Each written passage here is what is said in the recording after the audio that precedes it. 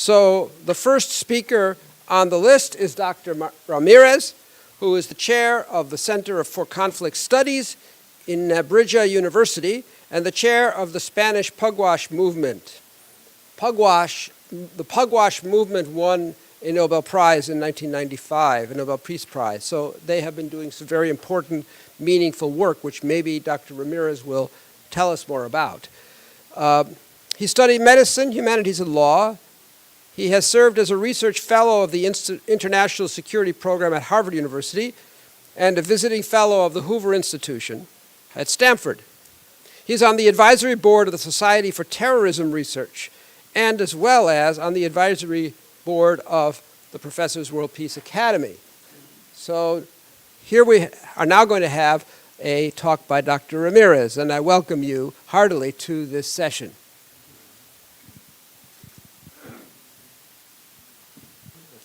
Thank you. Thank you very much. Well, I will start, obviously, thanking the organization for the kind invitation they have given to me. And I have a special gratitude to all this unification movement because I had the luck of meeting them 45 years ago, which is almost half a century. And I am quite glad because they have taught me many things on those topics.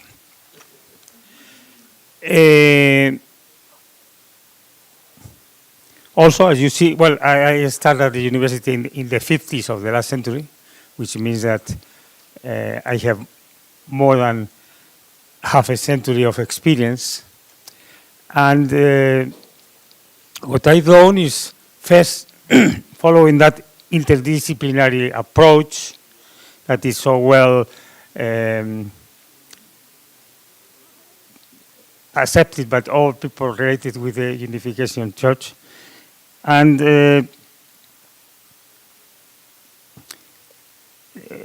really, after this interdisciplinary approach as a student and as professor later, and researcher, I've tried to choose as my main research field aggression, violence, terrorism, conflict, but obviously the aim has been to solve or deepen in the knowledge of those topics, trying to solve the problems and looking forward to that lasting peace that all of us want to achieve. And since the time I have is short, and you have also the paper they have asked me to write about this, what I'm going to do is just a very short, fast presentation of my steps during those almost 60 years of work at the university. I'm finishing, well, let me see. Yes, well, here is. So first, how I start doing cross-cultural interdisciplinary studies. I focus especially in the control of violence, the research of terrorism and security, and obviously, since more than a quarter of a century, I am in Pugwash, as the moderator has told us. And the last part of the meeting, or the talk in this meeting, will be just to put you some examples which show that religion and science are not incompatible, but on the contrary, they match quite well together. First, I did my graduate studies at those universities in Spain, and then I did my PhD in Berlin and with the European School, and then also I did my studies of security in the Spanish Defense University, and as postdoc I was at Stanford and at Harvard. I teach my students in different fields of humanities and of science. I was professor in medicine, physiology, in psychology, psychobiology, odontology, and education. And I am still teaching conflict management to studies of law and security in my university. And I've been also honored to to be in the jury of different European PhDs by the Ovo Academy in Finland and the René Descartes de Paris.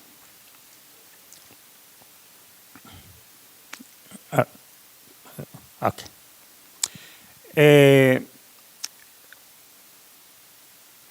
My research started with a cross-cultural approach. I studied comparative education in the European schools, which was my PhD in education.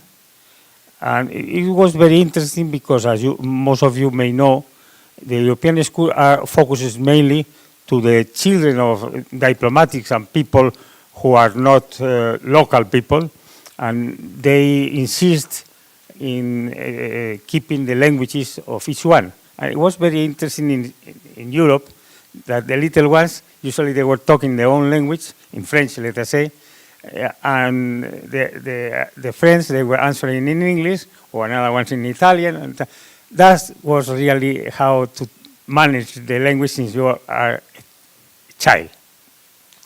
And of course, we did comparative studies of the programs,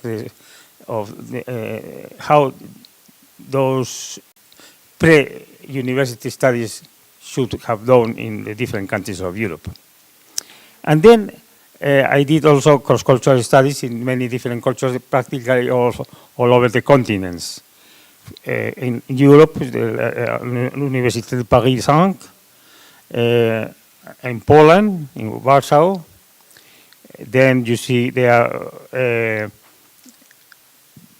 Hiroshima and in South Africa, in South America, and in North America, la Université Laval de Montréal, de Quebec. I focus my study on violence and aggression, doing interdisciplinary studies in a lot of varieties of animals, since the pigeons until monkeys. And also I did in human species in many different cultures, as I pointed out previously, comparing how people of different cultures approach those topics of, for instance, acceptance of aggression, or how they behave related with violence. All those studies I had on aggression and violence, after many years,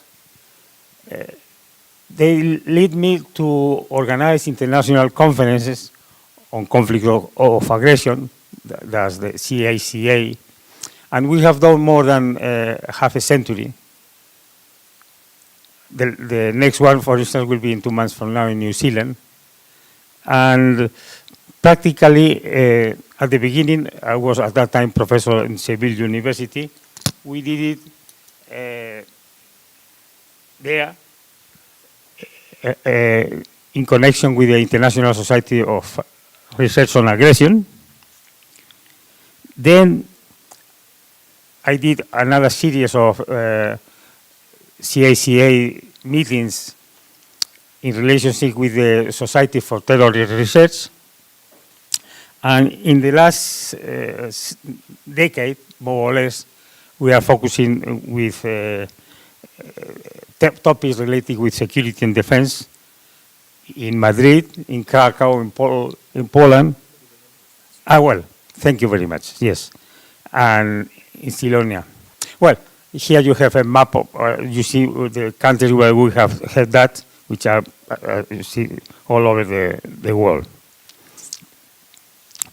Perhaps the most important thing we have done in those conferences is what is known as the Seville Statement on Violence. We start to do that in the 82, and we signed the statement in the 86, and UNESCO endorsed it in the 89. As a matter of fact, a couple of months ago, there was a 30th anniversary commemoration in Jerusalem. The problem is that area after the war is that seeing the victims of violence and the behavior of many people, someone thought that violence was something inherent to the human biology, and therefore we were not responsible of that. I mean, if we were violent, that's the fact. And we try to clarify how biology and the environment influence on aggression in order of giving a message of hope.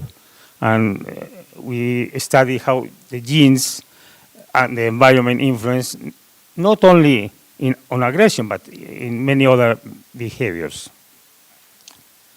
And let me see, okay. There were 5 core ideas that is not truth that we have inherited violence from animals, that it is not truth that we are genetically programmed to be aggressive or violent, that it's not true that comes from evolution from other species, that it's not true that we have a violent brain, and it is also not true that we are violent because it is instinct we have. That's incorrect. I have here a comment which wrote the Dalai Lama on us, and he says that perhaps the most comprehensive statement on the latest research was summarized in the Seville Statement on Violence that got drawn by about 20 of us. And this statement acknowledged that violence does not occur, but they categorically state that it is scientifically incorrect to say that we are violent of those 5 aspects that I mentioned to you. Well, we have done many other CICA conference later. And then I've done also research on terrorism and security in Spanish institutions and in international institutions, as the moderator mentioned, which the 2 most important perhaps are Harvard and Stanford. So there is where I've been studying conflict.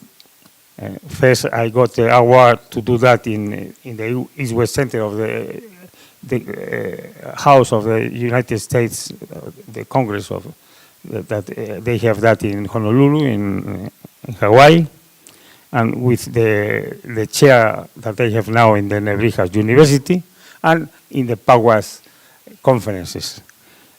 I don't stop too much in PAWAS also because yesterday a colleague of mine who is the chair of the Dutch PAWAS group explained to you, to the people who attended yesterday.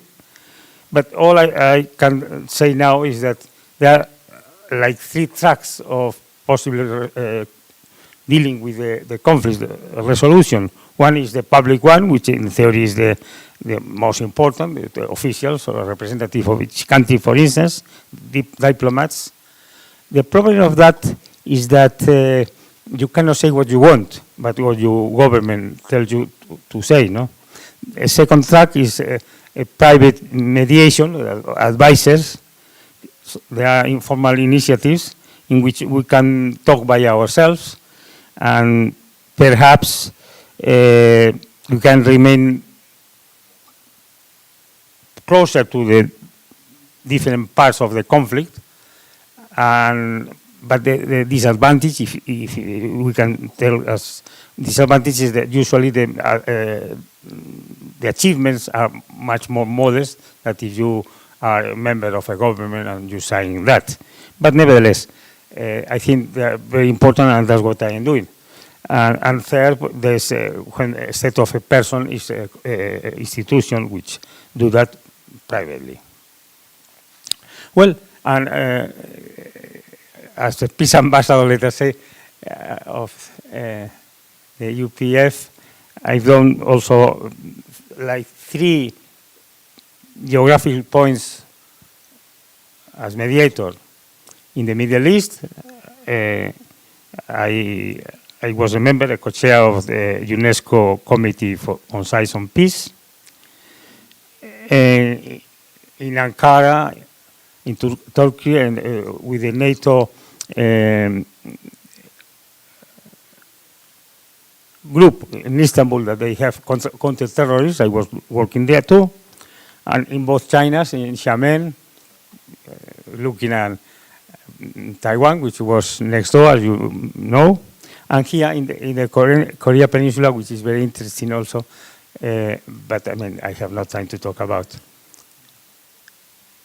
And the last part, which I may jump a little bit, all I wanted to do in the last slides is to show that life and science, of course, needs something transcendental, because we human beings are transcendental.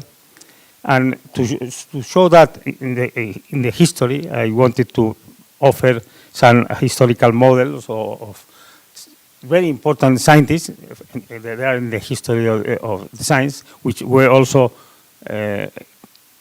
believers.